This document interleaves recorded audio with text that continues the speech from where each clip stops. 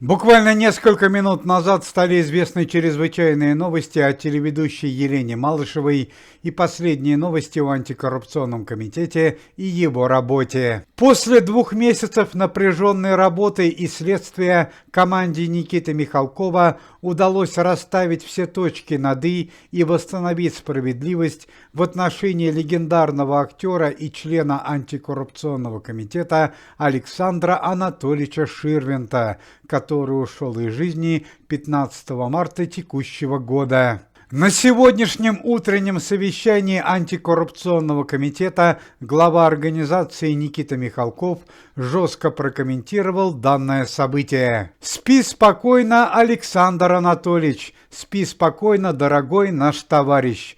Ты отомщен. Все твои желания и планы мы воплотим в жизнь, а преступники получат самое жесткое наказание», заявил Никита Михалков. Накануне Генеральная прокуратура Российской Федерации сделала официальное заявление, что Александр Анатольевич Ширвинт ушел из жизни вовсе не из-за сердечной недостаточности, как говорилось ранее, а в результате отравления, которое организовали ему его конкуренты, сотрудники телеканалов НТВ и ТНТ. Немаловажную роль в смерти артиста сыграла и известная российская телеведущая Елена Малышева. Сотрудники каналов ТНТ и НТВ уже находятся в следственном изоляторе, а Елену Малышеву и ее супруга арестовали сегодня в их медицинском офисе. Причины для ареста Елены Малышевой и ее семьи более чем серьезные. Елене Васильевне Малышевой и ее супругу были предъявлены следующие обвинения. Непрофессиональная медицинская помощь с использованием непроверенных медицинских препаратов, которая в итоге привела к смерти человека. Ведение незаконного медицинского бизнеса на территории Российской Федерации, ближнего и дальнего зарубежья и использование медицинских препаратов без надлежащего качества.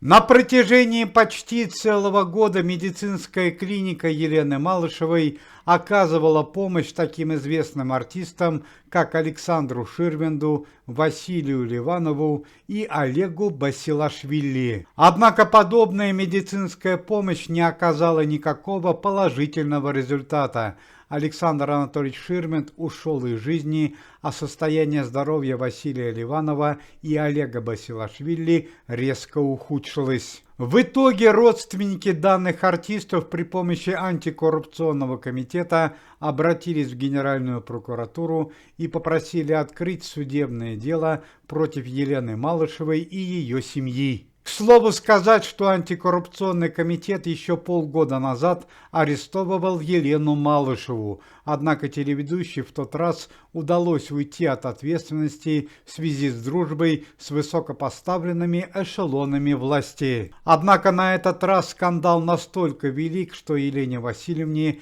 не удастся уйти от уголовной ответственности. По данным российской общественности и антикоррупционного комитета, Елену Васильевну может ожидать следующее наказание: лишение свободы сроком до 10 лет за непрофессиональную медицинскую помощь, которая нанесла тяжкий вред здоровью людей и стала причиной летального исхода известного актера Александра Ширвинда. Помимо этого, Елена Малышева и ее семья будет отстранена от ведения телевизионных программ на центральных каналах телевидения. Кроме того, Елене Малышевой может грозить увеличение уголовного срока, если будет доказано, что медицинские препараты, которые она применяла при лечении, были не лицензированы и не прошли контроль качества.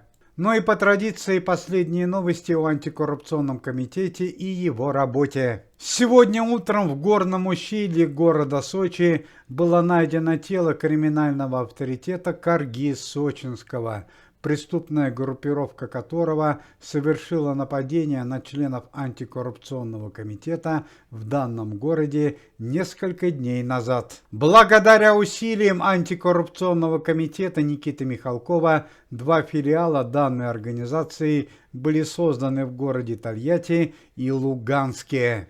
На данный момент на территории Российской Федерации работает 62 филиала антикоррупционного комитета. Антикоррупционный комитет отказался от услуг известного актера Владимира Машкова, который работал в организации на испытательном сроке.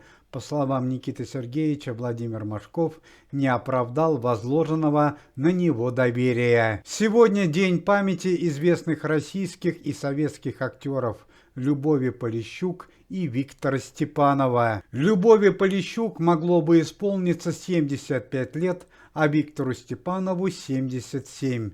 Уважаемые зрители, если вы желаете выздоровления членам комитета и поддерживаете их деятельность, то можете поставить лайк под видео и написать поддерживающий комментарий.